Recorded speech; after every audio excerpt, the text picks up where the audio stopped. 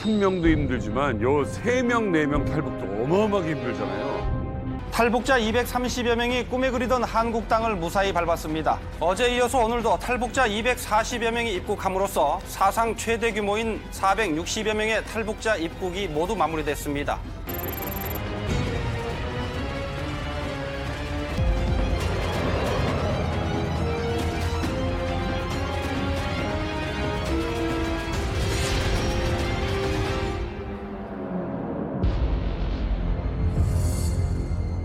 집단 탈북의 역사가 꽤 됐는데 그중에서도 압도적인 숫자입니다. 2004년 468명이 집단 탈북했다. 잠시 후에 우리가 이야기하겠지만 전세기 2대까지 띄워가지고 안전하게 468명을 탈북시켰다는 건 탈북 역사상 전무후무한 지금까지도 네. 그 사건이고요.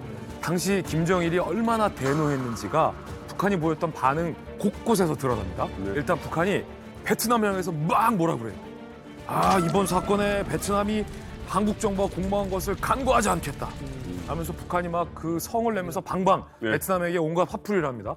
그러면서 이 468명에 대해서 468명은 대한민국이 계획적으로 납치했고 테러를 벌인 것이다 라며 주장합니다. 아니 도대체 대한민국이라는 나라가 얼마나 뛰어난 나라면 468명 오기 싫은 사람을 억지로 납치해서 올 수 있습니까? 이건 미국도 못해요.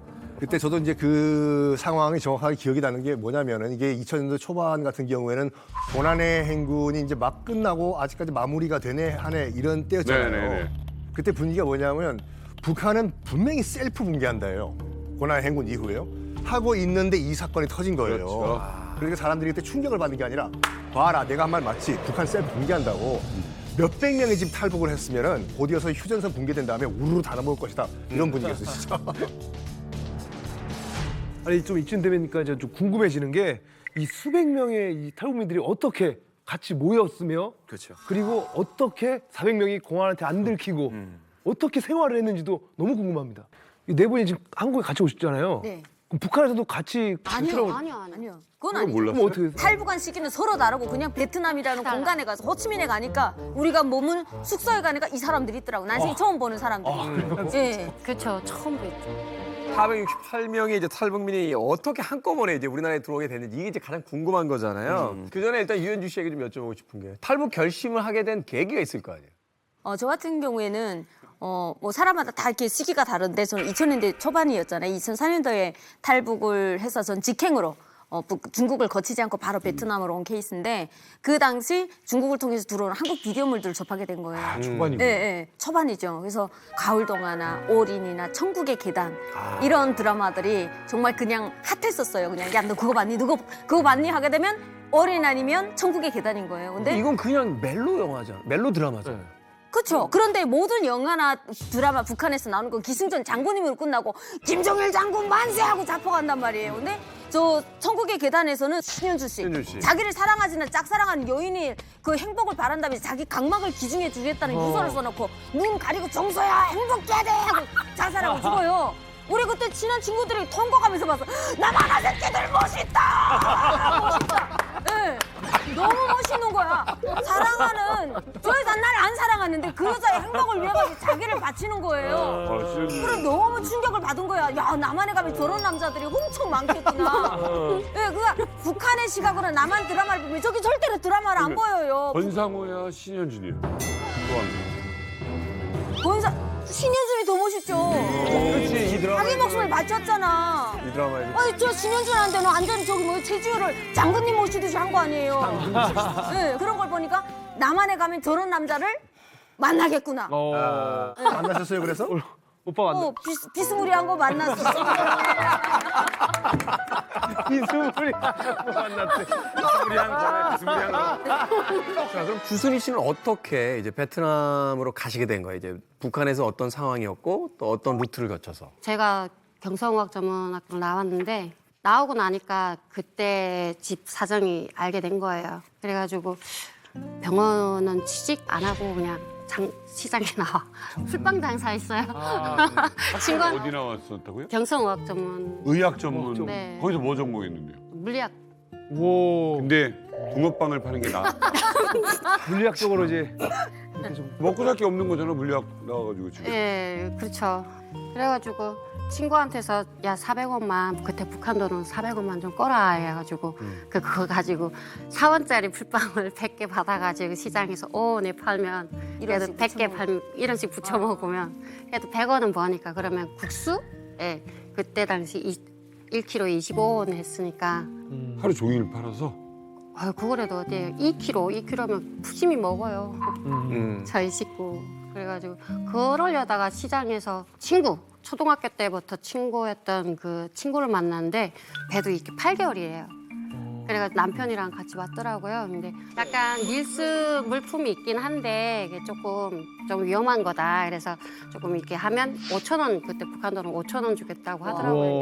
근데 웬만한 장사는 할 만한 게 이렇게 되니까 그때 당시 콜 하고 갔죠. 그냥. 100원 벌러 나온 사람한테 네. 5,000원 주겠다는. 네, 그래서 갔는데 저도 어떻게 보면 우물안의 개구리다 보니까 몰랐어요. 두만강이 앞에 있는데 이 무슨 강이 이렇게 넓어 하니까 수성강이래.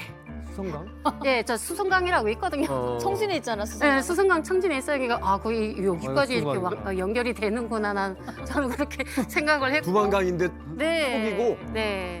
그래가지고 건넜어요. 진짜로? 국경을 그냥 속아서 건넌 거예요? 몇 네. 살이에요 그때? 저 그때가 24살. 다섯 순진한 거야. 살. 여행도 안 네 다녀보고. 살. 다른 데를 또 돌아다녀보지 못했으니까. 우물안 완전 딱 갔는데 도착했어요. 그래가지고 도착했는데 저기 집에 들어온 보니까 바로 딱 보이잖아요. 김일성이하고 김정일이 초상화가 네. 없는 거. 그리고 집 구조가 이상한 거예요. 너무 왔구나 그래- 일단. 뭐야 이건 뭐야 하니까 그때서야 말을 하는 거예요. 중국이라고. 완전 화가 났죠 제가. 그렇죠. 어디 속일 사람이 없어서 나를 속인 친구인데. 그럼. 그러면서 진짜 제가 북한 나 가겠다고 다시 보내주라고 네. 가면 내가 너희들 싹 고발한다고 내가 막 그렇게 막 들고 막 날뛰었죠. 그러다가 이렇게 참나무가 있어요. 이렇게 요만큼 네. 두껍고 요만큼 길인데 순식간에 그냥 뒤로 그냥 후려 갈거가지고 에? 왜냐면 너무 날뛰니까. 맞았죠. 갑자기 뒤를 기절시키려고요? 예. 그렇게 해가지고 달려갔던 게 인신매매. 그때 인신매매 네. 당했어요. 그러니까 그 당시가 네. 이 인신매매 건이 되게 많을 때, 엄청 많을 때네요. 참, 네. 그래서 강제로 결혼을 당하게 된 거네요. 당했죠. 중국 사람 네. 쪽에. 중국 말도 못했을 텐데. 다행히 조선족 부락이었어요. 천만 네. 다행. 고란에 싹 올라가가지고. 그럼 거기서 어떻게 이제 그 한국에 갈 결심을 하시게 된 거예요? 솔직히 이 얘기는 조금 하기는 좀 지금도 좀 마음이 아파서 좀 하기는 싫은데 좀 그 동네에서 좀 거의 가난한 제일 못 산 그런 집안이었고 그 남편이라고 하는 분은 굉장히 좀 성격이 이게 업다운이 심한 이게 좀 심했었어요. 성질이 욱하는. 네, 욱이 좀 심했고 좀 이렇게 당했죠. 많이 맞았어요? 폭행도. 좀 동네에서 다 그러니까 했으니까. 도망도 못 가잖아요. 그때부터는 이제. 저도 성격상 이게 집에서 그냥 곱게 자라다 보니까 순둥순둥 해가지고 어디 여기 있으라 그러면 여기 있고 달아날 생각도 못했던 거죠. 어떻게. 너무 이게 네. 깊이 들어가잖아요. 그러면 못 도망 나와요. 어딘지도 모르고. 도망 나올 수가 없다고 하더라고요. 여건이. 감시가 심하거든요. 시골 지역사회에서. 그렇게 해서 이미 배반자가 돼버려가지고 잡혀서 나오면 이것도 큰일 나. 그렇죠. 야, 아니 그러면 북한에 있는 가족들이 주순 씨가 행방을 그러면 알 수가 모르죠. 갑자기 그냥 없어진 거예요? 저는 그냥 갔다 오는 걸로 알아가지고 집에도 아예 모르고 올 걸 내가 정말 알고 왔으면 진짜 사진 한 장이라도 그러니까. 아니면 뭐 하나라도 이렇게 좀 갖고 소중한 거 좀 추억될 만한 거 좀 갖고 오겠는데 그런 거 아예 없이 오다 보니까 정말 막막했죠. 가족들은 얼마나 얼마나 보고 싶었어. 네. 어떻게 견뎠어요? 혼자 저쪽 가서 저기 노래도 부르면서 노래요? 맞죠. 좀 견뎠죠. 음악 들으면서.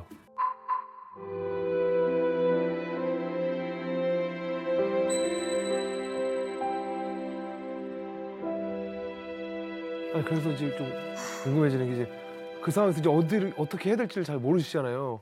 그러다가 어떻게 해서 베트남으로 갈 결심을 하게 되신 거예요? 워낙에 그 동네에서도 이렇게 막 잡아가고 막 이러니까 저희 신발은 항상 각 문 쪽에 다 이렇게 배치를 해두고 있었거든요. 공안에서 잡혀가지고. 예. 누가 온다 하면 그냥 저쪽으로 오면 이쪽으로 튀어나가야 되고 이쪽으로 오면 저쪽으로 튀어나가야 되고 이렇게. 그 와중에 오금숙이라고 친구가 있거든요. 지금. 안에서? 예. 중국 동포 아니면 아니 탈북민? 북한 아. 베트남인인데 그 오금숙이랑 친구가 얘기를 하더라고요. 야 한국 가자 이러고 한국 가면 자유가 보장된대라고. 그래서 야 그러면 중국까지 온 것도 배반자인데 한국은 대욕제지. 아직도 이 물이 안 빠져 있네. 그 와중에도 장군님을 생각하면서 또 저희 집 쪽이 더 이렇게 피해를 더 입지 않을까 싶어가 혹시 잡히면 중국에서 잡히면 뭐 경제범이라 하겠지만 가다가 잡히면 그렇지. 정치범이 되니까 괜찮을까? 안전한 루트 있다고. 근데 그래서 그래 이래주구나 저래주구나 가자 하고 그냥 그래서 출발했는데 혼자? 아니요. 걔가 먼저 한 달 먼저 출발하고 저한테 한 달 후에 네가 와라 하고 이게 출발했는데 저희는 브로커가 따로 같이 이렇게 쭉쭉 같이 갔었어요. 베트남 딱 건너기까지. 근데 변경이 난닝인가 그쪽에서 변경 앞을 지나는데 이 길을 잃은 거예요. 브로커가. 진짜 어이가 없어. 이거 어디? 브로커가 길을 잃어가지고 아니 그 경비 처소를 피해가도 모자랄 판에 그것도 변방 부대 그 병영이었어요. 병영 그냥 초소가 아니고 병영의 초소. 병영의 처소였다고요. 군부대 앞을 지나간 네, 거예요. 군부대 앞을 내 지나가. 앞을 당당히 지나가네. 근데 훈련인 줄 알았어. 우와 너무 떨려가지고 막 숨도 못 쉬고 이러고 가고 있는데 그 보초 변호사랑 보초는 이렇게 자르고 이렇게 초소에 기대서 이렇게 졸고 있는데 그 개가 한 마리 딱 이렇게 제발 앉아가지고 와. 엎드려가지고 이렇게 보고 있는 거예요. 너무 당당하니까. 찔까 말까. 나 진짜 계속 어이가 이러고 가고 없는 있는 그러니까 눈이 다 마주친 채로 이렇게 가고 있잖아요. 제발 하면서. 근데 이상하게 이를 이렇게 보기만 하고 안 지졌고. 안 짖더라고요. 친한 사람이니까. 내가 모르는 새로 오신 분들이 내가 사람보다 나은데. 진짜 가이드가 그래도 그렇지 가이드가 길을 잃어가지고 그렇게 하면 어떡해? 말이요. 그 어려운 그 과정 지나가지고 후 이젠 됐다 하고 나니까 갑자기 춥더라고요. 보니까 땀이 나. 다 땀이었다. 그렇지. 근데 이게 내뿐만 아니고 다 5명이 다 완전 땀이. 추워요. 추워요. 언제 이렇게 땀 흘렸대 막 이러면서. 그렇게 해서 이제 무사히 베트남까지 오신 거예요. 예. 그렇죠. 이 탈북에 성공하신 분들을 보면 그 드라마로 이야기하면은 가장 핵심 훅이 되는 한 장면이 꼭 있어 이렇게. 지혜연 씨는 어땠어요? 한국에 대한 동경이 막 있고 그랬어요? 없었어요. 저는 한국이 어딘지도 모르고 남조선 이래 알고 건너올 때도 그때 3월 25일 날인데 강을 오름이 있었어요 그때. 근데 나는 그게 두만강인 건 몰랐거든. 난 부산 옆에 중국인지도 몰랐어요. 그래서 그냥 건너갔다 오면 뭐 돈 들고 오면 힘 좋냐고 하고 힘 완전 좋다고 그랬더니 뭐 사카링하고 뭐 들고 나오면 그때 당시 돈으로 돈 준다더라고요. 그래서 내가 나 혼자 벌면 안 되고 우리 언니 있는데 언니 데려가면 안 돼. 그럼 6,000원 받으니까. 그랬더니 나보고 바로 언니 결혼했냐고 물어보더라고요. 그래서 내가 결혼해서 애도 있다고 그러니까 그러면 안 돼요 이래요. 그래서 그때 당시는 무슨 뜻인지 모르고 그냥 언니한테 그냥 살짝 거짓말하고 갔는데 그게 인신매매 그거라더라고요. 근데 나는 그거 하는 게 인신매매가 나는 그 사람이 날 살렸다 생각하거든요. 나는 그렇게 인신매매 당한 사람이 아니었으면 북한에서 굶어 죽었을 거고. 근데 그 사람이 나를 데려온 게 인신매매하는 사람 걔인데 네. 난 그럴 줄 알았으면 언니 결혼했냐고 물어봤을 때 차라리 그게 결혼하는 거였으면 아가씨라고 말할 걸. 그럼 데리고 와서 이런 좋은 세상에도 이게 살아보는 건데. 입장 차이가 있네요. 그 당시에 지혜연 씨 살던 곳은 정말 가난했어요? 예, 저는 정말 가난하게 살았거든요. 그래서 그냥 엄마한테 돈 벌어서 가서 좀 그 또 며칠 있다가 3월 31일이면 내 생일이니까 네. 내 생일이면 엄마가 하도 뭘 안 해주니까 기억도 못 하고 하니까 내 생일은 좀 맛있는 거 해달래야지 하고 좀 돈 벌어서 갈 칭찬받을 생각만 했는데 그게 인신매매. 몇 살이었어요? 그때 18이.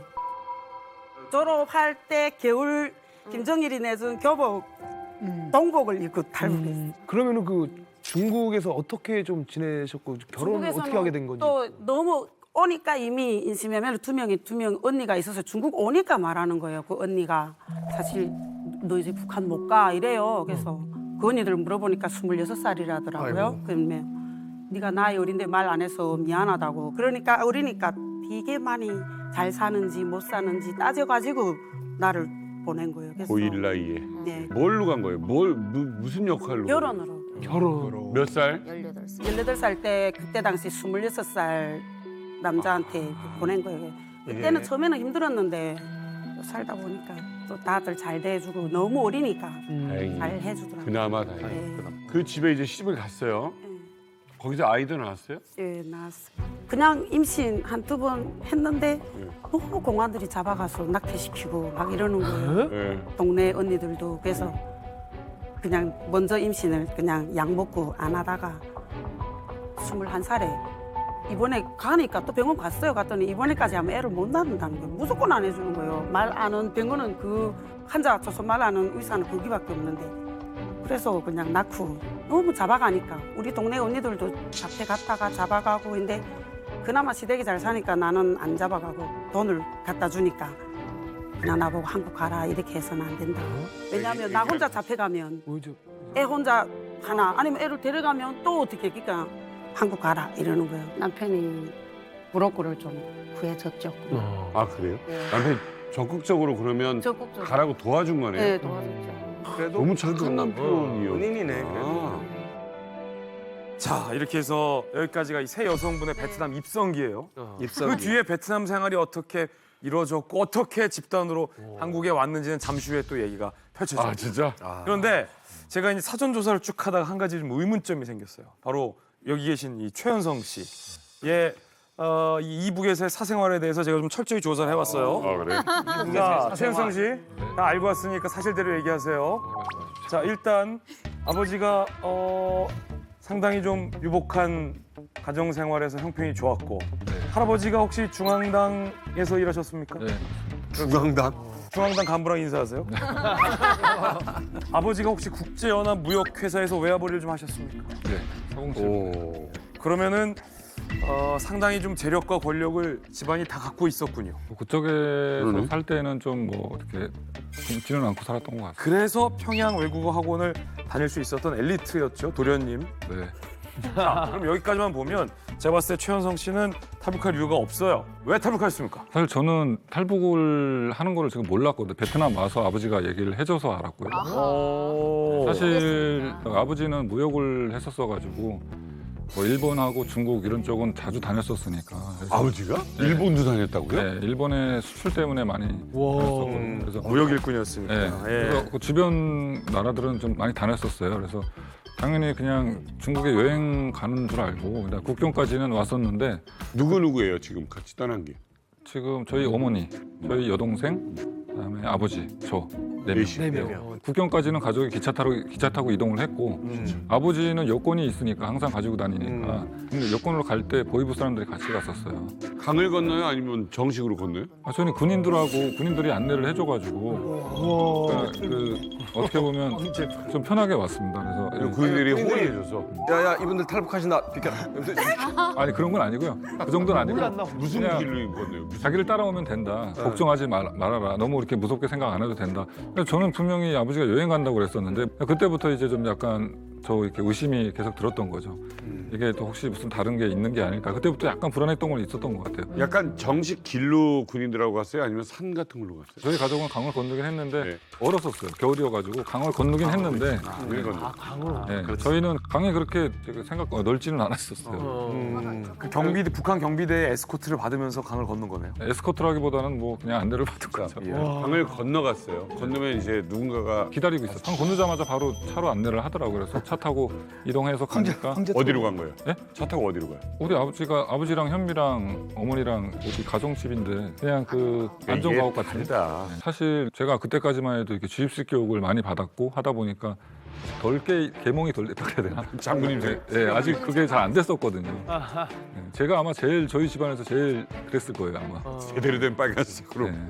중국에서 한 달 정도 생활을 하다가 그때 동생이랑 저랑 청바지를 처음 입었거든요. 평양에서는 청바지를 못 입게 하니까. 그렇죠. 청바지를 처음 입었는데 되게 신선한 충격이었어요. 그때 TV에서만 제가 이렇게 몰래 보던 거를 제가 이렇게 입고 다니는 게 좀 신기하고 그래서 더 이렇게 우쭐해서 다녔던 것 같아요. 동생이랑 뭔가 이렇게 여행 온 기분으로 좀 고깃집도 많이 다녔고 뭐 식당도 많이 다니면서 아버지가 떡밥을 뿌렸어. 청바지를 입혀서 자본주의 맛을 보게 한다. 그 베트남 넘어갔을 때 어떻게 넘어갔어요? 베트남 넘어갈 때는 기차를 타고 이동을 했는데 기차. 그때도 제가 기억하기로는 2층 침대 칸이 있었거든요. 그잖아. 야, 그래서 좀 거기는 편하게 건물 안 하니까. 침대칸 있는 기차 탄다는 거는 건물을 잘 안 해요. 아니 그때 검문을 했었는데 아버지가 그 여권을 보여주니까 별말 안 하더라고요. 북한 외교. 북한 무역. 여권. 예. 와 대박. 그 차를 타고 근데 이동을 한 이틀인가 했었어요. 맞아요. 그래서 가서 어디 조그만 배를 하나 타자 그래가지고 탔는데 넘어가자마자 오토바이가 엄청 많더라고요. 배를 타고 넘어갔더니 네, 넘어가자마자. 베트남이었구나. 네, 그게 베트남이었어요. 그래서 베트남에서는 다 얘기를 해주더라고요. 이렇게. 그러니까 이미 아버지가 그 루트를 몇 번 다니셨겠죠. 그러니까 이제 아마 자신이 사전답사를 있으니까 했다든가, 다 하시고. 예. 제가 나중에 알게 된 건데 평양에서 가족 단위로 살다가 바로 넘어와서 이런 경우는 거의 없다. 평양에서 오더라도 한 분이서 이동하든지. 왜냐하면 평양에서 가족 단위로 일단 해외에 나간다 그러면 엄청 감시를 하거든요. 저는 그때만 해도 뭐 아버지면 하늘이라고 생각하고 살았어요. 그래서 그 나이 때 기억나는 거니까 베트남에 와서는 좀 심리적으로 안심이 됐었고 그때 국정 사람들도 만나가지고 아버지는 또 먼저 한국으로 넘어왔거든요. 바로. 아, 아버지는 먼저 왔구나. 네, 아버지는 국정원 분들이 먼저 데려가셨고요. 그리고 저랑 현미랑 저랑 동생이랑 어머니만 베트남에 있었어요. 사실 뭐 이런 케이스는 좀 어렵지 않습니까? 걸어서 일반 주민들인 경우에는 이런 케이스로 온다는 게 정말 힘들거든요. 그렇죠. 예, 그런데 아마 이렇게 가능했다는 거는 브로커가 사전에 모든 준비를 면밀하게 했다든가 혹은 아까처럼 아버님이 사전 답사를 다 하고 이 루트로 이제 우리가 가자라고 이제 생각을 했을 수 있겠죠. 가이드가 또 예, 뭐 이게 좀 많게 되면 예. 뭐 그다음에 공식 여권을 갖고 있는데 그러니까 그거를 저희 나중에 알기는 아버지가 준비를 많이 했다고 얘기는 들었던 것 같아요. 학교 문제 때문에라도 학교가 뒤집어질 수도 있잖아. 학교 안 온 거 아니야? 현성이 현미가. 아니, 그 방학 때였어요. 아, 방학을 제가 그 이용하구나. 방학 세면은 6학년 졸업하고 나서 바로 군대를 나가야 되는 상황이었거든요. 그러니까 아버지가 계획을 잡을 때 나는 군대 보내기 전에 병역 면제까지 다 해결하고 그래, 아버지. 타이밍도 보고 아버지를 루트도 좀 보고 알거든. 예, 다 아버지를 좀 봤다는 아는데 보통 분이 아니에요. 보통 분이 아니에요. 이미 다 치밀하게 본인이 표현했다는 건 네. 물밑에서 아버님이 엄청나게 작업을 해놨다. 주도 군대 세밀하게 다 가면은 못 먼저 다 나온다는 얘기야. 그렇죠. 그렇잖아. 군대 가면 못 나오잖아. 그치, 10년을. 10년을. 이 여행이라는 핑계를 대고 이제 중국으로 이제 오셨잖아요. 네. 그리고 이제 잘 이제 떠날 정도로 아버지한테 혹시 무슨 잘못이 있었나요? 큰 실수. 큰 실수를 고위급 간부 150명인가 청산 당했을 때가 있거든요. 근데 그 사건에 어떻게 잘못 연루가 돼가지고 사형 선고 받기 전에 정치봉수형사에 가서 엄청 고문을 받고 사형 선고를 받았어요. 받은 거를 아버지가 어떻게 먼저 한국으로 보냈는데 그때 그 보내시고 나서 저희가 감시를 받았어요. 그래서 큰아버지가 봐시다 보니까 저희도 감시가 이렇게 붙고하다 보니까 뭔가 아버지가 결심을 좀 빨리 하지 않았나. 거기다 이제 졸업하고 군대도 가야 되는 타이밍이 되고. 네, 맞습니다. 아버님은 이미 무역 일꾼으로 돌아다니시면서 이 북한 현실에 대한 걸 다 알고 계셨고 거기 이제 그 사건 하나가 이제 생기니까 이제 결심을 하시게 되는 이런 계기가 어찌됐건 사연도 다르고 루트도 다릅니다. 그런데 이 네 분의 공통점은 일단 베트남에 다 모였다는 거예요. 근데 여기서 그러면 궁금증이 생기는 게 왜 다들 베트남으로 모이는 겁니까? 그건 비교적 최근의 현상이고요. 원래 전통적으로 두 가지 루트가 있었어요. 그 주요 탈북 루트가 뭐였냐면 하나가 북방 루트였습니다. 그러니까 몽골하고 러시아를 거쳐가는 건데 엄청나게 멀죠. 이게 문제는 뭐냐면 거기가 자연 조건이 혹독하거든요. 그래서 몽골에 떨어져가지고 거기서 조난당해서 죽는 사람들이 굉장히 많았습니다. 네. 굉장히 위험하죠. 또 두 번째가 이제 중국 루트인데 중국으로 내륙으로 와가지고 여기서 뭐냐 한국으로 와야 되는데 밀항을 하는 거예요. 배를 통해 가지고. 근데 밀항을 하는 게 아주 전통적인 루트였는데 문제는 뭐냐면 이제 중국 정부에서도 알아가지고 단속이 심해지면서 글로 빠져나오기 힘든 겁니다. 뭐 해양경비가 철통같이 하게 되고 그다음 어디로 갈까? 그래서 우리한테 지금은 너무나 익숙한 이 동남아 루트. 동남아 루트가 이제 개척이 된 거죠. 그래서 태국이라든지 라오스라든지 캄보디아 그리고 무엇보다도 이제 베트남 같은 경우. 네. 그래서 이때 이제 베트남 루트가 생긴 거죠. 우여곡절 끝에 이제 베트남에 이렇게 도착을 하셨는데 이 네 분은 베트남 어디서 이렇게 어떻게 만나신 거예요? 난닝에서 중국 거기에서 가게 되면 결국은 하노이에 떨어져요. 하노이죠. 그러면 하노이에서 호치민까지 가는 기차가 있는데 저희를 태워준 그 분이 요거 31시간을 꼬박 가면 목적지에 도착한다. 나라가 길거든. 베트남이 아니 길어. 한나 700km, 1700km. 우리 말도 모르는데 어떻게 해요? 우리 둘만 가면 어떻게 해요? 했더니 괜찮다고. 사람들이 그 너희들을 다 사진이 갔으니까 이때 알아서 그냥 다 택하니까 가만히 있기만 해라. 똑같은 26살 동갑내기가 두려운 거예요. 20대니까. 네. 그래서 거기를 31시간을 꼬박 해서 갔는데 정말 제가 간 3월 31일 날에 거기 호치민에 떨어졌는데 그때가 우리를 말하면 삼복도예요. 와, 제일 더울 때. 이게 가장 더운 시즌에 한 40도, 50도 되는 것 같아요. 그냥 후라이 떨어지면 그냥 있겠더라, 바치치 하고. 그런 더위 속에, 엄마, 숨이 안 쉬어. 와, 여기 사람이 사는 곳이거든. 사람이 분명히 많더라고요. 와, 살긴 사나 보다 기가 차가지고 그랬는데 저희를 데리러 두 분이 오셨더라고요. 두 명이 왔으니까 두 명이 와가지고 각자가 오토바이 타고 가야 된다 해서 우리 운명이 여기서 갈리는 건가? 여기서 또 팔리는 건가? 별의별 생각 다 났어요. 근데 마침 같은 집으로 데리고 들어가더라고요. 그래 딱 들어가니까 여기가 어딥니까 했더니 당분간 있을 곳이야 하고 이렇게 머리 허여허여한 유사장님이라고 하더라고요. 한국 사람이. 네, 한국 분이. 그래서 그 딱 들어갔는데 1차적으로 호구 조사를 해야 된다는 거예요. 그리고 바로 여기 나와 있는 그 조수순이가 우리를 호구 조사를 시키더라고요. 지금 종이장을 여러 장 내놓고 왜 탈북했는지 막 뭐 어쩐지. 저분이요? 네, 기숙사 사감처럼 네. 그 사이에 출세하셨어. 혼자서 이제 선배님이신 거지. 저보단 선배인 거예요. 예, 그래서 그또 얘기 보니까 한국 사람인가 그래서 딱 봤는데 자기도 탈북민이라는 거예요. 나도 안경부터 성질내서 왔고 와 그렇습니까 반갑습니다 했더니 반가울 것도 여기 쑥 들어가다고 그러는 거야. 여기 쑥 들어가다고 그러는 거야. 나 혼자 있는 줄 알았거든요. 너무 반가운데. 네. 선배님, 네. 네? 왜 거기서 그거 하고 있는 거예요? 아까 방금 전에 꿍따리 잡았는데. 사감을 하고 있어. 꿍따리 하다가 아니, 이거. 그게 제가 하려고 했던 것 아니고요. 그냥 제가 딱 들어갔을 때는 한 40명 조금 있는 걸로 알아서 언제 가지? 하면 에휴, 가는 동안 무료하니까 좀 공부? 아니 그냥 끼적이기 좀 하는 식으로 좀 물리학과. 영어를 좀 끼적이기를 했거든요. 근데 뒤에서 이렇게 보더라고요. 그 사장님이 보시더니 나 좀 도와달라 이러시는 거예요. 왜요? 그러니까 뭘 도울까요? 그러니까 이게 사람들이 갑자기 많이 오다 보니까 혼자서 이렇게 이 서류 전형이라든가 이런 거 진행하기에 좀 벅찬다고. 아니 숙소 사장님이 왜 그런 걸 해요? 그 진술서, 자술서 어떤 경위로 오게 됐으며 어떤 루트를 통해서 왔으며 그리고 마지막에 그 서약서까지. 서약?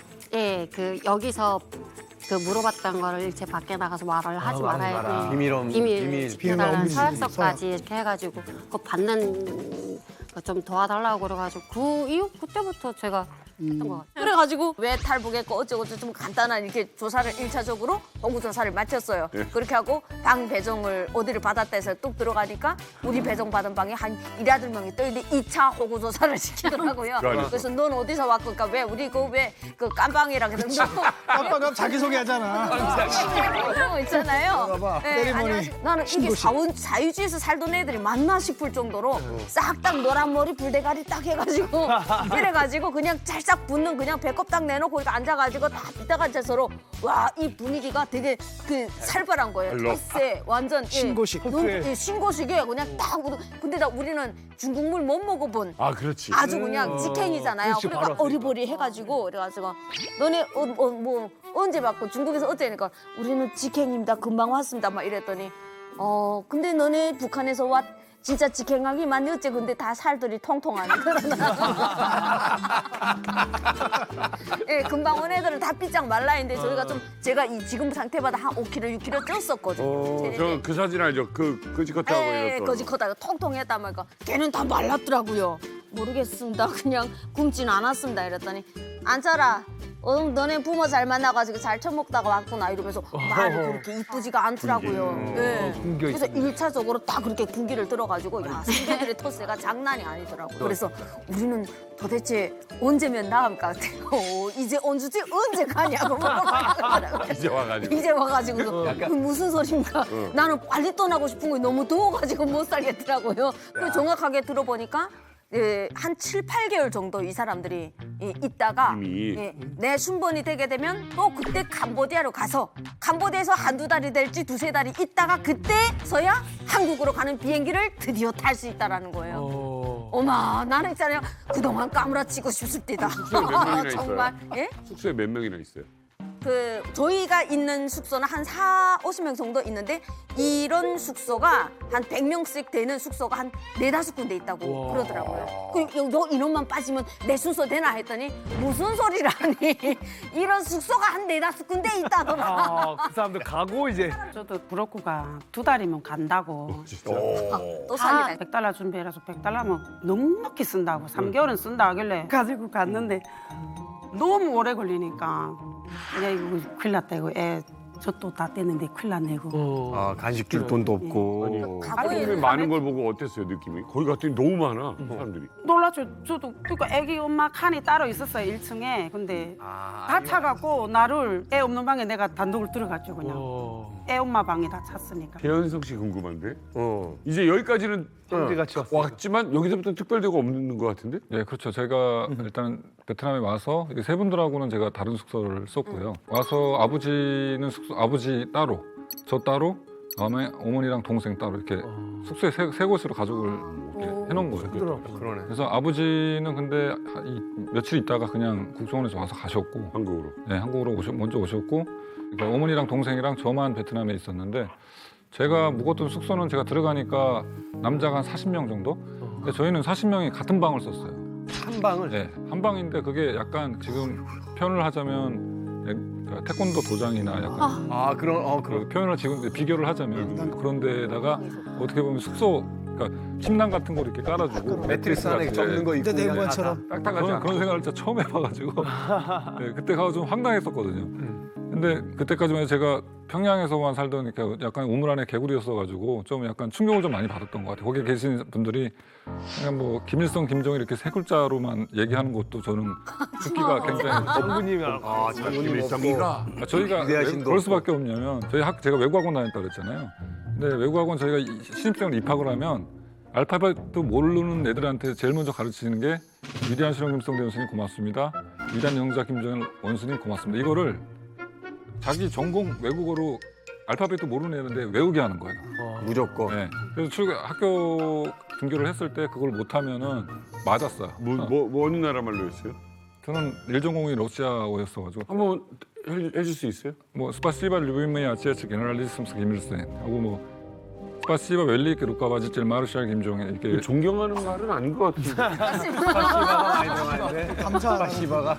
감사합니다. 러시아 말이 약간 욕같이 장군님, 원수님 감사합니다. 뭐 그런 비습격을 받다 보니까 좀 그때 당시에는 좀 충격이었던 것 같습니다. 저도 2010년에 그 시리아에 나갔지 않았습니까? 그때 인터넷을 접하면서 처음으로 김씨 일가의 혁명 역사가 다 거짓말이라는 데 대해서 이제 깨달았거든요. 충격받으셨잖아요. 예, 충격을 받았어요 그때 진짜. 그러니까 이 저와 같은 사람들은 해외에 나오는 그런 케이스는 좀 괜찮은데 이제 그야말로 일반 주민들은 진짜 우물 안에 개구리거든요.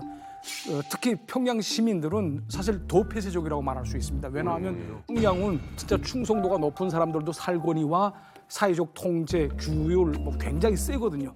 그렇기 때문에 이제 접하는 그러니까 한국 드라마, 영화 접하는 것도 몰래 접해야 되고 보는 것도 이불을 쓰고 들어가서 봐야 되고 예 그런 식으로 되어 있습니다. 한 숙소에만 40~50명에서 뭐 100명까지 그런 숙소가 여러 개. 이걸 도대체 누가 운영하느냐. 일단은 이제 현실적인 문제잖아요. 돈이 있어야 되는 부분인데 이게 다 물어보세요.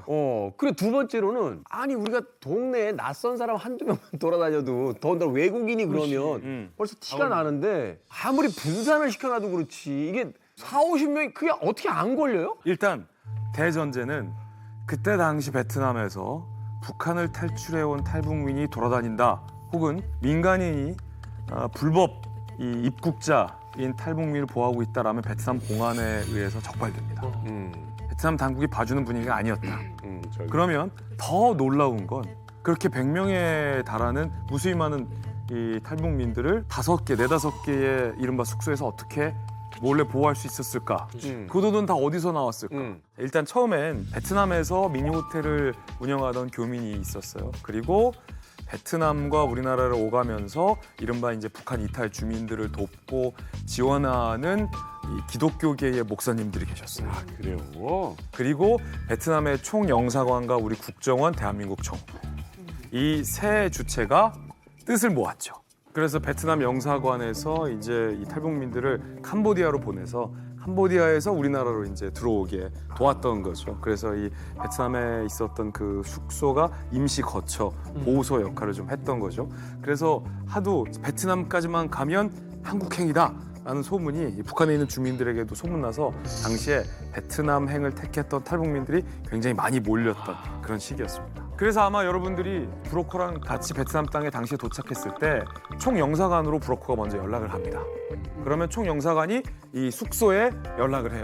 그럼 브로커가 여러분들을 숙소로 데려다 줬을 거예요. 네. 맞죠? 네. 이게 프로토콜이었어요. 자, 아무튼 이렇게 뜨겁고 뜨거운 베트남이라는 곳에서 이렇게 많은 북조선 사람들을 만나게 됐어요. 자, 그런데 우리 여성 세 분은 같은 숙소였습니까? 네. 같은 호텔이었고 방만 이 친구가 달랐고 주순이 언니랑 저랑 같은 방 썼고 그리고 이 지혜연 씨랑 같이 있었던 방에 최현미 씨랑 최현미 엄마가 같은 방 썼었어요. 네. 아니 그러면 현주 지금 이 숙소가 층별로 어떻게 돼 있는 거예요? 그러니까 일단 제가 지금 기억하는 거는 딱 들어가니까 4층짜리 건물이었어요. 예, 1층에는 일하는 사람들과 그다음에 식당이 있고 로비가 있었고 그다음에 2층에는 우리를 보호해주고 계신 사장님 내외가 사는 방이 하나 있었고 그 방에도 또 다른 그 같은 2층에도 또 다른 탈북민들이 사는 방이 하나 있었어요. 방이 또 다르고. 예, 있고 그다음에 우린 그 방이 아닌 게 얼마나 다행이에요. 사장님이 가까이 있는 방이다 같은 층에 있다 보니까 조금만 떠들면 계속 혼나더라고요. 저희는 3층이었어요. 우리는 3층이란 말이에요. 너무 좋았어요. 3층에 방이 3개가 있었고 그다음에 4층에는 지금 생각하면 그게 옥탑방이었어요. 거기에는 옥탑방에 남자들이 있는데 우리는 1, 2, 3층은 여자들만 있으니까 마음대로 오르내릴 수 있는데 남자들은 밥 먹을 때만 문 열어줘요. 남자들은 아예 따로 가다 놓더라고요. 그래요? 그래서 왜 남자들은 저렇게 쇠장 속에다 이렇게 딱 가다 놓냐 했더니 이게 아무래도 그쪽에서 오랫동안 있다 보니까 외로우니까 연애를 자꾸 하니까 그거를 막으려고. 외출은 전혀 못했던 거고요. 전혀 못해요. 진짜? 네. 그럼 감옥 생활이죠. 아파야만 가요. 병원에 가려.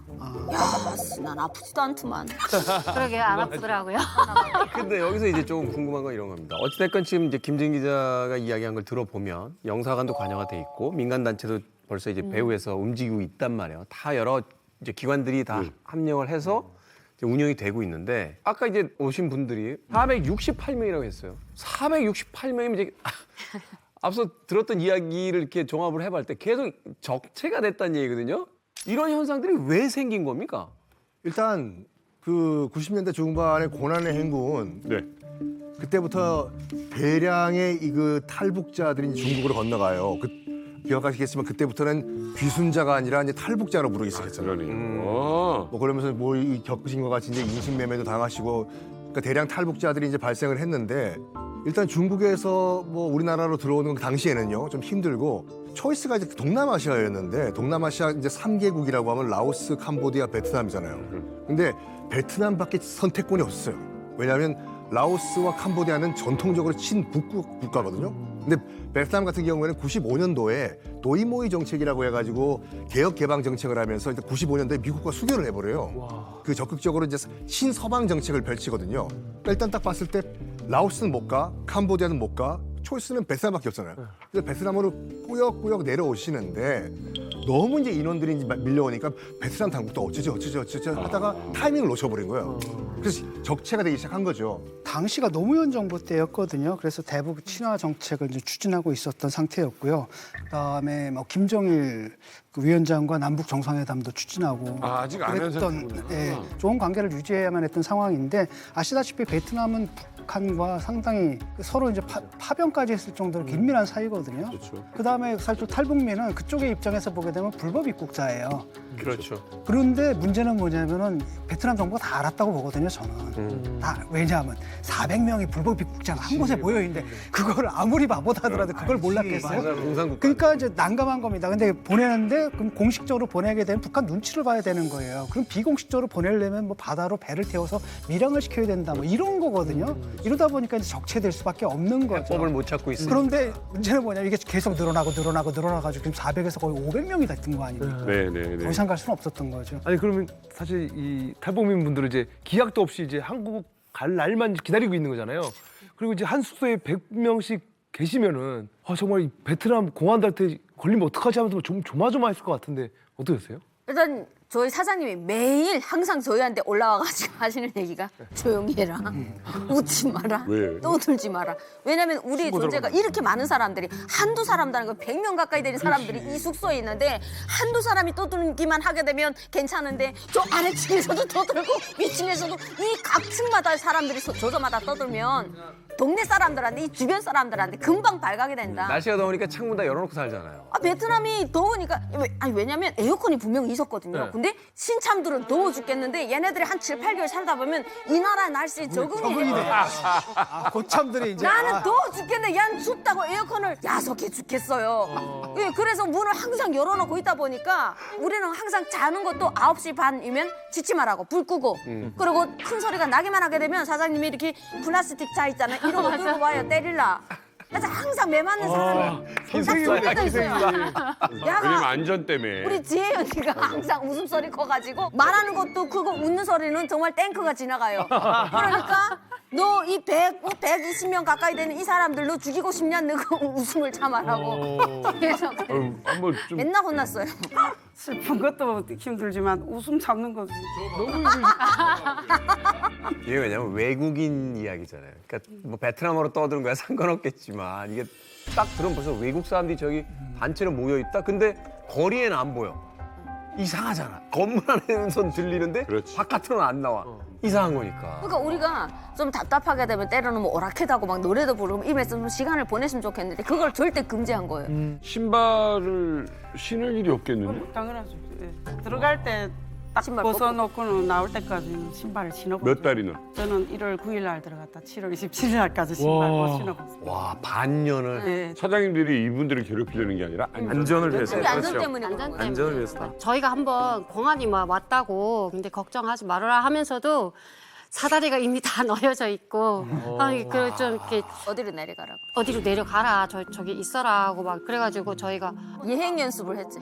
한두 사람인가 왔다 갔는데 혹시 이게 좋은 쪽으로 풀릴지 안 쪽으로 풀릴지 우리도 아직 장담 못 하겠다. 그러니까 만약에 안 좋은 쪽으로 풀릴 경우에는 이렇게 내가 문 열어서 시간을 볼 이렇게 테니 가야 된다. 이쪽으로 내려가라. 여기에 사다리를 놓고. 그래서 좀 우리 젊은 애들이 있는 친구들이만 있는데 와가지고 그런 얘기를 하셨었어요. 그래서 저희도 그 훈련 같은 걸 했었습니다. 원래 옥상에 숨는 곳이 있었는데 옥상에 올라가서 문을 잠궜는데 옥상 문까지 열려고 하면은 비상 사다리 같은 게 있었거든요. 그걸 타고 내려가라. 근데 지금 와서 생각해 보니까 그게 사실 불가능하거든요. 마음 먹고 베트남 경찰들이 잡으러 왔는데 건물에서 사다리 타고 그러니까 지금 생각해 두는 게 베트남 정부에서도 약간 알고 있었다는 게 좀 이해가 지금 되는 것 같아요. 저희만 한 줄 알았거든요. 근데 이렇게 다른 호텔이었잖아요. 그러니까 다른 호텔도 다 같이 이렇게 한 번씩 다 대피 훈련을 하지 않았나, 같지 않았나 막 이런 생각도 들긴 해요.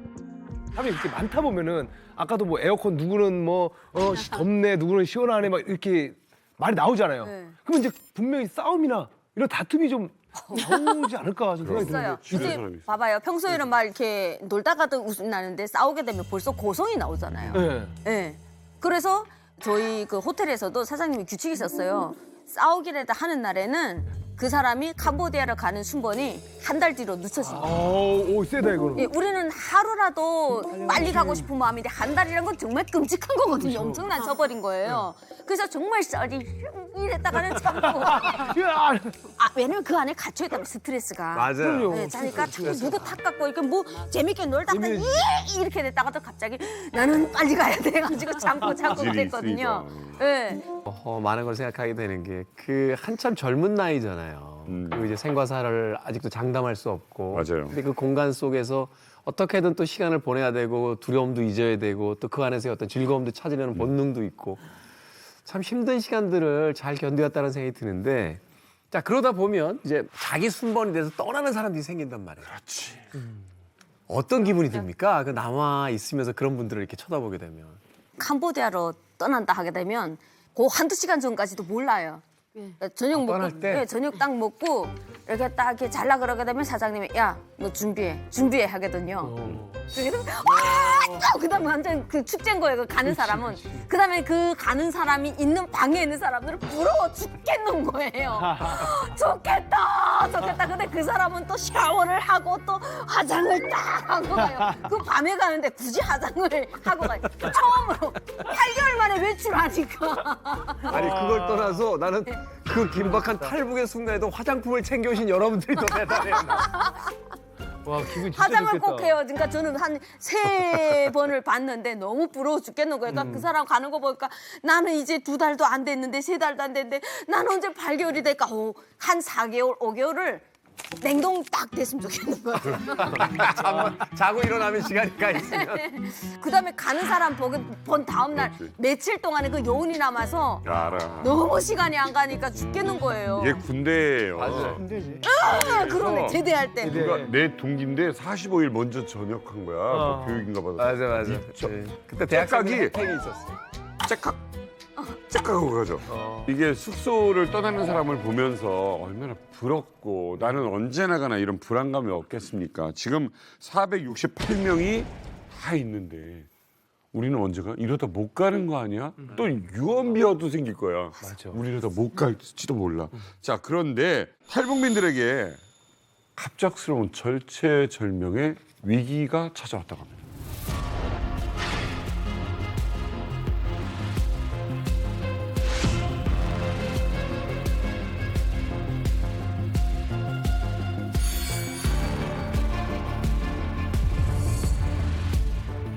평소와 다름없는 날이었어요.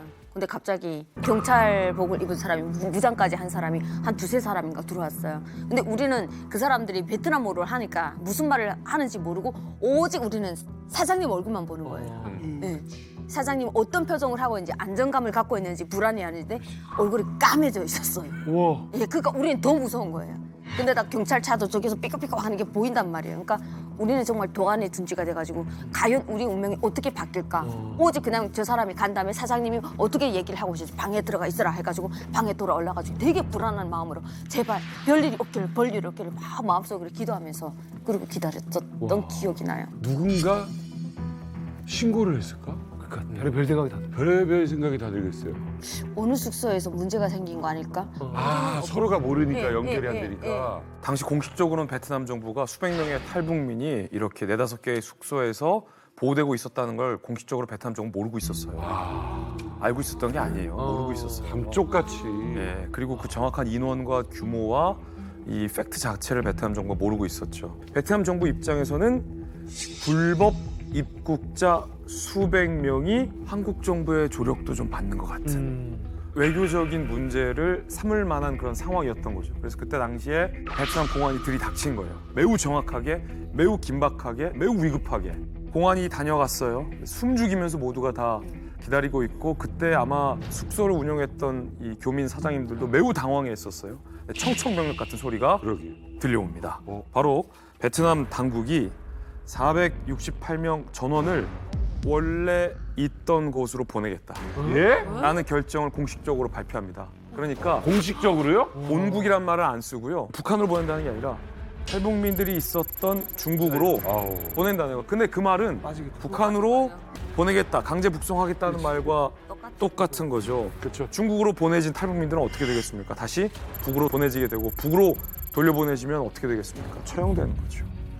야, 이런 일이 있었다고요? 그때 그 사장님이 그 베트남 뭐 경찰들이 왔다 갔다 한 다음에 그다음에 어떻게 되냐 우리는 계속 그 사장님 입만 쳐다보고 있는 거예요. 그랬더니 베트남 당국에서는 우리를 돌려보내기도 어디로요? 그랬더니 북한은 아니고 정확한 표현이 베트남 오기 전 국가로 돌려보내겠다. 그러니까 베트남은 인권 문제에 있어서 북한까지는 안 보내겠다. 나는 여기까지만. 그러면 중국이 우린 다 중국 통해서 왔는데 했더니 그렇지. 북한에 가서 죽으란 거랑 똑같이 하고 북한에 가서 죽으란 거랑 똑같이 하고 그때 거기서 싹 다 통곡하고 막 난리였었던. 그 당시 이제 베트남이 굉장히 딜레마에 빠졌을 거예요. 이러지도 못하고 저러지도 못하고. 그렇죠. 92년도에 우리가 베트남이랑 수교했어요. 그리고 또 역사적인 사건이 95년도였는데 95년도에 베트남이랑 미국이랑 수교를 해요. 이게 굉장히 쇼킹한 뉴스였어요. 베트남전이 75년도에 끝나거든요. 20년 만에 서로 총불을 겨누고 싸웠던 국가가 손을 잡았다라고 굉장히 큰 월드 뉴스였거든요. 그만큼 베트남은 적극적으로 서방 세계에 어필을 하려고 하는 이 상황에서 지금 북한에서 지금 탈북민들이 이제 거의 500명 가까이 와 있는데 당연히 북한으로 북송을 못하죠, 바로요.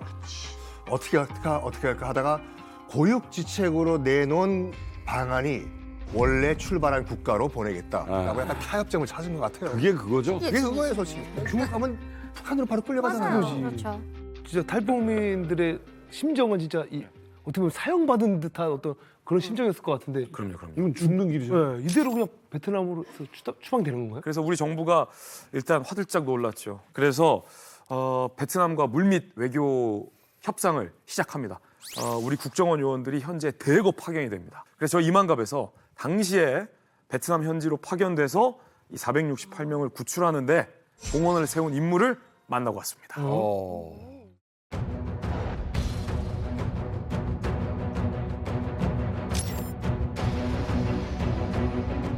제 기억상으로 2004년 7월 초였었던 것 같습니다. 갑자기 국장님께서 호출을 하셔가지고 갔더니 지금 베트남에 탈북민이 한 400여 명이 숨어 있다.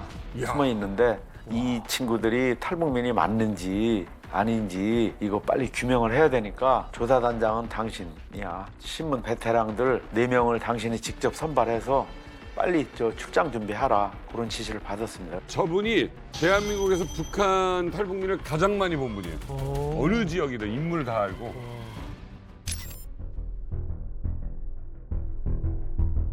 베트남에 이제 도착을 해보니 진짜 저도 깜짝 놀랐습니다. 우리 현지 교민들이 안전가옥 5개소를 운영하고 있었거든요. 1개소당 탈북민들이 한 80여 명 정도 수용이 되어 있었는데요. 베트남 공안당국 몰래 우리 현지 관리인들이 운영을 하다 보니까 밖에 나가지도 못하고 탈북민들이 그 방 안에만 계속 생활하다 보니까 탈북민은 탈북민들대로 너무 힘들어하고 막 그런 상황이었습니다. 저희 이제 출장 요원은 5명이 갔는데 각 안가당 80명이 있다 보니까 단시간에 많은 인원을 빨리 조사해야 되는 그런 어려움이 있었습니다. 그리고 이제 저희가 또 조사하는 와중에 탈북민들이 계속 유입이 되는 겁니다. 그러면 이제 또 영사관에서 연락이 와가지고 호치민시 어느 커피숍에 탈북민 몇 명이 있다 하면은 한 2명 정도 또 보내서 그 친구들이 탈북민이 맞나 안 맞나 우선 확인을 하고 또 이제 안가에 또 수용을 시키고 그렇게 해서 저희가 이제 최초에 갔을 때는 400명이었는데 최종적으로 입국한 인원이 468명이 되게 된 것입니다. 우선 조사관 2명씩을 안전가옥에 이제 배치를 하고 저는 이제 왔다 갔다 하면서 그 조사 내용 이제 확인하고 그런 형태로 조사를 했습니다. 신원사항부터 탈북하게 된 과정, 베트남에까지 오게 된 행적을 쭉 조사를 하면 이 친구가 탈북민이 맞거나 안 맞는지 금방 저희가 확인할 수가 있거든요. 사실은 탈북민 속에 중국 동포들이 좀 껴서 오는 경우가 많이 있거든요. 그러면 중국의 학제하고 우리 북한 학제랑 틀리기 때문에 그리고 북한에서 생활청화 같은 거 많이 하니까 그런 부분에 대해서 이제 집중적으로 질문을 하게 되면 바로 그건 판명할 수가 있습니다. 그 중에 또 하나는 저희가 북한 애국가를 한번 불러봐라. 이제 이것도 시킵니다. 그러면 이제 탈북민들은 다 거의 다 하니까 그 당시에 간첩은 없었고요. 중국인이 중국 동포가 6명이 있었습니다. 저희가 베트남 현지 출장 가서 다 밝혀내가지고 또 자부심도 있습니다. 국정원이라는 게 그러니까 북한의 보위부와 비슷하잖아요. 근데 뭐 역할에 소문에 있어서. 북한의 뭐 카더라 소문에 의하게 되면 과거에는 안기부잖아요. 안기부 놈들이 되게 악독하고 악랄하기로 유명해 왔기 때문에 그 악독한 놈들이 우리를 조사하러 온다 하니까 조금 떨리기도 했었어요. 그런데 조사를 딱 1차 조사를 이렇게 베트남에 와서 딱 하는 순간에 말투 그다음에 그 쓰는 어휘가 북한의 보위부들은 야 뭐 해라 바로 반말이 들어가요. 근데 이 사람들은 존칭을 쓰더라고요. 성함이 어떻게 되십니까? 아 그러셨습니까? 이러니까 야 우러러보게 되더라고요. 너무 말투에 약한 것 같아. 네. 말수가 그러니까 그러셨어요? 아니셨어요? 성함이 어떻게 되는데 여기에서 뭐가 있냐면 고단 쓴 게 지금 쓰시는 이 성함은 본명이십니까? 북한에서 쓰던 본명을 말씀하셔야 됩니다. 예, 본명입니다. 했더니 아 그러시군요. 그럼 고민증에 있는 한자도 같이 써 주십시오. 이러는 거예요. 네, 그래서 어머 고민증에 한자 없는데 했더니 있지 않습니까? 무슨 말씀이 있습니까? 당연하는 거야. 야, 요 사람 말았네. 가짠가 해가지고. 또 보는구나. 예, 또 보는 거예요. 그래서 나는 딱 야, 그게 없습니다. 그 다음에 자신 있게 내가 자신 있으니까 그건 절대로 없습니다. 내가 보장합니다. 북한 사람이니까 알겠습니다. 패스하고 딱 그러니까 넘어가고. 중국인인가 체크하는 거죠. 네. 한자 써보는 거 알면 딱 하니까. 저도 저 북한에 있을 때는 아예 몰랐거든요. 국정원이 뭔지. 하긴 한국도 몰랐는데 국정원에서 왔대요. 뭐 중국에서 알기로는 국정원이 뭐 북한의 뭐 보위부 똑같이 다 똑같이 그냥 그걸 받아들였을 거예요 아마. 근데 저도 보위부라 그러면 굉장히 긴장하고 무섭지. 떨고 예 그래가지고 이러고 앉았거든요. 딱 앉아가지고 아, 자세 편안하게 앉으셔도 돼요. 이거 이렇습니다. 막 이러면서 코들 이러고 앉아가지고 막 이렇게 질문하는데 갑자기 애국가를 불러버려요. 근데 딱 이게 하얘지면서 애국 한 개도 생각이 안 나는 생각 전혀 안 났어요 진짜. 이거 못 부르면 내가 못 가다 봐 이런 그런 거에 막 돼가지고 내 애국가를 지금 못 부르겠다고 기억이 안 난다고 그러니까 아 그러면 일단 릴렉스 좀 하시고 좀 조금 이렇게 마음을 좀 안정 좀 하라고 그러니까 입술이 막 버드드드 떠니까 그래가지고 해가지고 다 이제 애국가 기억나십니까? 라고 물어보시는 거예요. 그래가지고 전혀 기억이 안 납니다. 그러니까 아 근데 내 김일성 장군님 노래랑 김정일 장군님 노래나 안다고 그거 불러도 되냐고 막 애원하다시피 진짜 나 북한 사람 맞으니까 좀 봐달라고 그랬던 기억이 그래요. 나요 진짜. 얼마나 떨었겠어요 또. 진짜 많이 들었어요 진짜. 그러니까 북한에서는 해외에 나가는 모든 사람들에게 국정원은 우리의 사회주의 제도를 허물어 버리려고 책동하고 있는 그러니까 남선의 정보 모략 기구다 뭐라는 데 대해서 교육을 시키거든요. 네. 그리고 또 이제 대부분의 북한 사람들이 이제 단기 대표단 혹은 장기 대표단으로 이제 나갈 때 한 이틀 동안 국가보위성 산하에 반간첩 투쟁 전람관이라고 있습니다. 보통강묘역에 거기에 이틀 동안 가서 이제 대적 투쟁과 관련된 그런 교육을 받거든요. 거기에서 무슨 뭐 국정원이 뭐 요색 작전을 한다, 뭐 그리고 돈을 주고 사람을 매수한다, 간첩으로 전락시킨다 등등 이런 교육을 줍니다. 그래서 사실 사람들의 인식에 국정원에 대한 인식이 뭐 좋지 않은 이미지로 이제 자리 잡고 있거든요. 안기부라고. 예, 안기부로 돼 있는.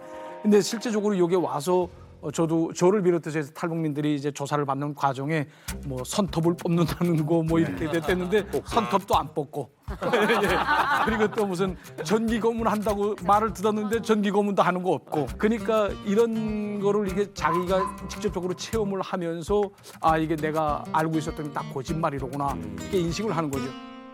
그때 당시 베트남 정부가 우리 정부에게 그렇게 많은 시간을 주지 않았었어요. 그리고 그때 베트남이 여차하면 원칙대로 하겠다라고 하면 외교적 노력도 허사로 돌아갈 수 있었던 그 리스크가 있었거든요, 분명히.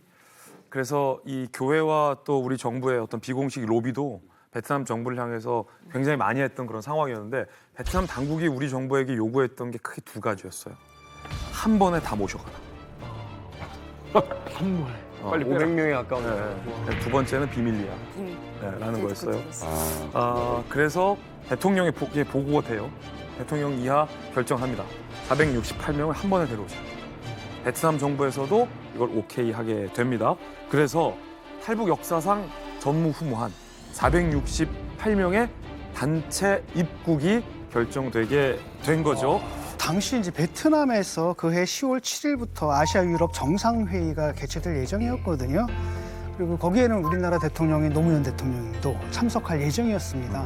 그러니 그 회의가 열리기 전에 이 문제는 일단 해결이 돼야 되지 않겠습니까? 그래서 노무현 대통령 자신도 그 문제 해결에 대해서 굉장히 압박감을 느끼고 있다라고 얘기한 바가 있고요.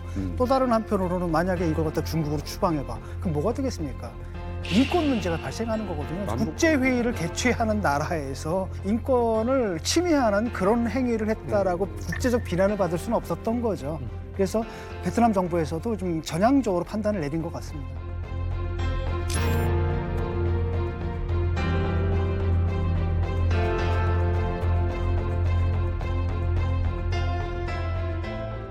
야, 우리는 캄보디아를 또 우리는 생각했잖아요. 그것도 기분이 찢어지기 좋은데 거기서 전세기를 타고 가는데 이제 일주일이면 간다는 거예요.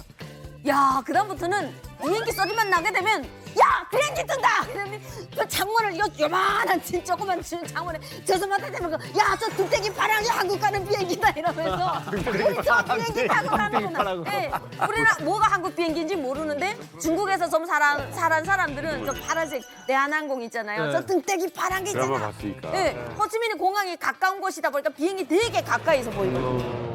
저희 같은 경우는 북한에서 그 공작원들이 막 왔다고 비행기를 폭파시킨다고 막 그래가지고 이미 공항을 막 둘러쌌다고 막 이렇게 얘기를 해가지고 저희가 진짜 어떻게 가야 되나 막 한편으로는 막 간다는 거에 막 들떠 있으면서도 겁더라고. 예, 그거에 들떠 있으면서도 그러다가 정말 이게 발각돼서 이렇게 되면 어떡하지 막 이런 불안한 감이 굉장히 컸고 정말 이게 이렇게 막 불안했던 게 비행기 올라서 지금 일단 이륙을 해서 지금 가고 있는 상황인데도 이제 안심돼. 예, 막 떠난 사람들이 굉장히 많았고 금이라는 애가 있는데 그 경련이 일어난 거예요. 너무 긴장을 공항에 해가지고 오셔서 그럴 수 있지. 의료 쪽으로 일을 하셨던 분들이 있냐라고 물어봤어요. 알았다고 갔더니 한 3명인가 4명인가 모였는데 각자 자신들이 배웠던 의료 기술로 해가지고 막 마사지도 해주고 혈부 풀어주고 막 약간 이런 식으로 해줬고 주사한대를 또 진정제. 이렇게 놔주고 하다 보니까 그때야 진정이 돼가지고 토닥토닥 하면서 왔던 기억도 나고 터지면 진짜 야 낙하산이라도 추나 막 그렇게 막 상상을 풀려는 게 했던 것 같아요, 진짜. 안생 처음 타는 거 아니에요, 비행기? 비행기 처음 타봤죠. 긴장되시. 네, 근데 국정원 분들은 괜찮다고 같이 탔어요? 예, 같이 안에 계셨어요. 그래가지고 저희한테 괜찮다고 안심하라고 하는데도 저희 혼자서 막 이거 터지면 어떡하지 막 이러고 굉장히 불안했던 기억이 지금도 굉장히 나요. 저는 딱 비행기 타러 가기 전에 여권을 나눠주거든요. 북한에서 여권을 본 적이 없기 때문에 북한 여권인지 대한민국 여권인지 모르는 거, 이 어느 나라 여권인지. 여권을 본 네, 적이 그러니까 이 두 사람은 지금 비행기 무슨 누가 폭탄 터뜨릴까 봐 걱정하는데 나는 비행기 타고 이게 북한 가면 어떡할까. 뚱땡이 푸른 비행기라면요. 아니 둥대기 파란 밤이라서 안 밤이 보였어요, 새벽에 진짜. 탔는데 그게 알고 뭐 근데 창문 유리 이렇게 다 내려놓거든요. 내려놨는데 사람이 보지 말라 그러니까 이게 비행기 맞는지 어쩐지 살짝 딱 이랬는데 안 보이게. 우리 딱 앉았는데 꼬리 불문이 보는데 안 파란 거예요. 그러니까 또 파란 비행기 아니라 우리 비행기 잘못 탔다. 그런데 그러고 보니까 이 그 승무원들이 우리 비행기 난생 처음 봤으니까 승무원들에게 뭐 이 스카프 딱 했는데 여기 인공기처럼 빨간색하고 파란색 이렇게 탁 섞여 있는 거예요. 딱 공화국 깃발 같은 게 있는 거예요. 그래서 이보시오, 이 비행기 어디로 갈까 솔직히 말해주시오. 어쨌든 저간에 둔지지 말자는 알고 가야 되겠더라고요. 너무 불안하고 우리가 만났던 국정원 선생님도 왠지 간첩인 것 같고. 국정원 선생님 가상한 간첩인 거지. 어머, 우리 속은 것 같다. 이보시오, 솔직하게 말해주시오. 이 비행기 어디로 갑니까? 이 비행기는 무슨 몇 시에 뭐 이렇게 해가지고 몇 시에 어느 공항에 착륙하는 아시아나 항공입니다. 그러는 거예요. 근데 대한민국이 아시아에 집구라파 있습니까? 네. 그랬었어요. 대한항공만 아는구나. 네, 대한항공도 이름도 모르지 그냥 둥대기가 파라고 되는데 색깔이 달라. 둥대기가 안 팔았잖아요. 그래서 이게 무슨 말이냐 했더니 대한민국 가니까 걱정 마십시오. 그다음에 우리가 막 뭐 하니까 국정원 선생님인가 하는 사람이 걱정 안심하십시오. 아니 그렇게 우여곡절 끝에 2004년도 7월 27일과 28일 이틀에 걸쳐서 468명의 탈북민이 드디어 한국 땅을 밟는데 성공합니다. 탈북자 230여 명이 꿈에 그리던 한국 땅을 무사히 밟았습니다. 어제 이어서 오늘도 탈북자 240여 명이 입국함으로써 사상 최대 규모인 460여 명의 탈북자 입국이 모두 마무리됐습니다.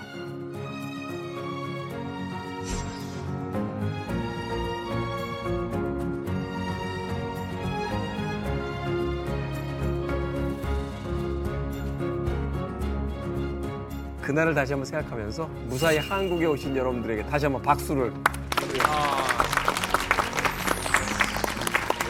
대한민국에 딱 도착했잖아요. 처음 딱 도착했을 때 그 기분은 좀 어땠어요?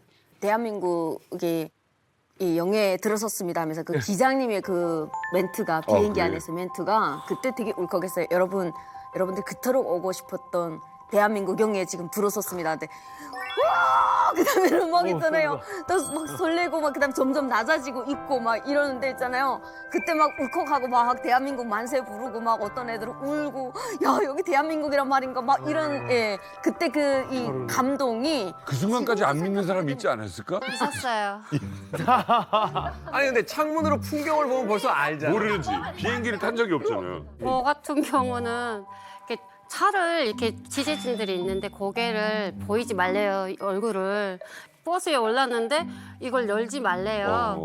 아직 끝난 게 아니구나. 이게 아직도 이게 간첩들이 계속 왔다 오면서 우리를 이렇게 죽이려고 하는구나라는 그런 불안감에 너무 떨어가지고 저 진짜 완전 장트러블까지 와가지고 막 그랬었거든요. 근데 연수원이라는 곳에 저희를 한번 확 몰아넣었어요. 400 몇 명을 갖다가 딱 들어서니까 거기 그 관계자분들이 딱 어서 오세요 막 이러면서 네 환영합니다라고 너무 나긋나긋하게 말씀을 해주시는 거예요. 그러니까 아 이제야 도착했구나. 이제 마음 푹 넣으시고 짐 푸시면 돼요. 이렇게 됩니다라고 얘기를 하시는 거예요.